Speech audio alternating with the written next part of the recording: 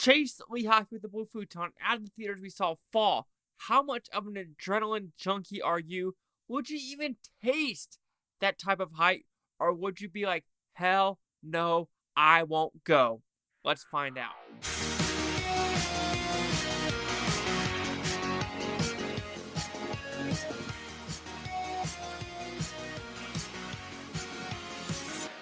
So Fall, what's it about? It's a very simple premise, actually. There's a huge tower that's about 2,000 feet tall. I'm going to guess in the middle of the California desert called B76 or 67. And they're going to climb it, these two females, because they're adrenaline junkies. And there's a little bit of a backstory of why else they're going to do it. But going down isn't as easy as going up. Will any of them survive? Let's find out. So did I like this movie? This is a very interesting movie. How I think it's a okay movie at its core, it doesn't mean my palms were sweaty throughout the whole experience because I didn't know what was actually going to happen. So did I like this movie? Even though this is kind of the same concept of Frozen, not the Disney one where three friends are stuck on a ski slope in the mountains, you know who's going to survive, you know who's going to die just because of the backstory that is given in this movie. And even though I knew that, it does not mean that my palms were not sweaty. The last time my palms were this sweaty in theaters, I would like to say is Mission Impossible 4, where Tom Cruise is on that huge tower in Dubai, if I'm not mistaken. So with that, I'll give the negatives of this movie first. At being an hour and 47 minutes, it does drag in some scenes of what we're going to get. When I say that is it's very disappointing because you know the outcome of this movie. You know who's going to survive. You know who's going to die. Like I said, because of that backstory. And you just wish it would kind of speed up a little bit of why it's going to get there. However, there is an interesting twist about at the hour and 15-minute mark where you're like, yeah, I saw that coming. But even though I kind of forgot about it when they showed the twist, I'm like, oh yeah, duh, that makes sense. Why did I not continue on with that story? But it was good because it kind of made me forget in the moment. And a movie, I think, is positive in doing that. And you knowing a twist, but you kind of forget about the twist 15 minutes in because you're intensely involved in how you're going to, in this example, charge a drone. With that as well, the predictability. So the two main faults, and the only faults I really have, is the predictability as well as the length of the movie. And it's also produced by BuzzFeed. And with that BuzzFeed kind of thing, you see that melodrama in the beginning, as well as some not good CGI. So even though I just said there was two things wrong, I would go with 4. And so a recap, CGI, a little bit too melodramatic in the beginning of the movie, the length, as well as the predictability of the story.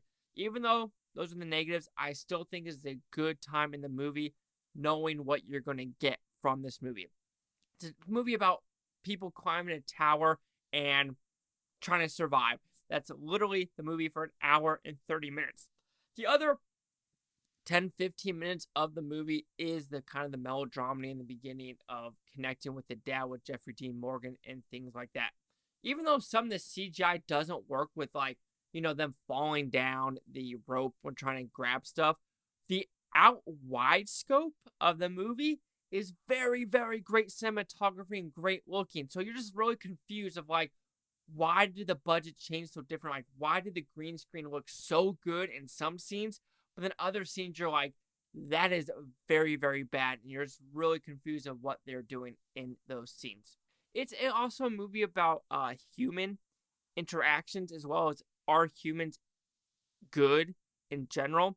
And there's one scene, of course, it's kind of like you're like, why aren't you helping these people? And you're just like, don't be a dick. Will people actually do that in real life? And I would think no.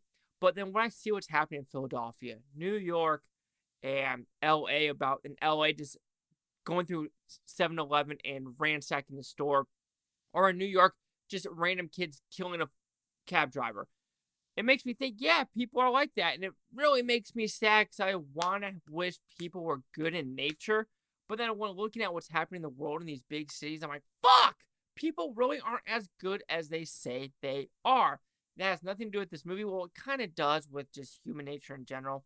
As well as they have to add something in this story with a tattoo. And I understand why they put it, but I just don't believe a 4-month sting would cause a tattoo like that. But I could be completely wrong. Like I said, human nature. Maybe I'm just too much of a goody-goody vanilla two-shoe. Anyway, fall. You know what you're going to get from this movie. Climb in a tower, do stupid shit, win stupid prizes, but I cannot lie and say my palms were sweaty throughout most of this movie.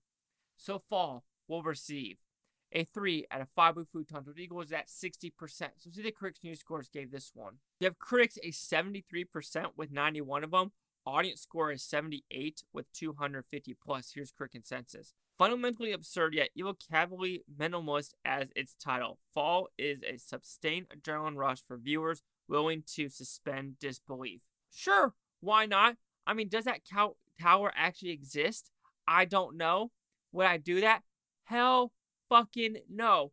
Am I scared of heights? No. I don't like ladders. And I know that sounds weird, but just me climbing a ladder, I just don't like the feeling. Put me on a roller coaster? Sure. Skydive? Sure. Put me on a ladder? I don't know what it is. Anyway, 60, 73, 78. Chase Sock with the Blue Futon. Like, comment, subscribe.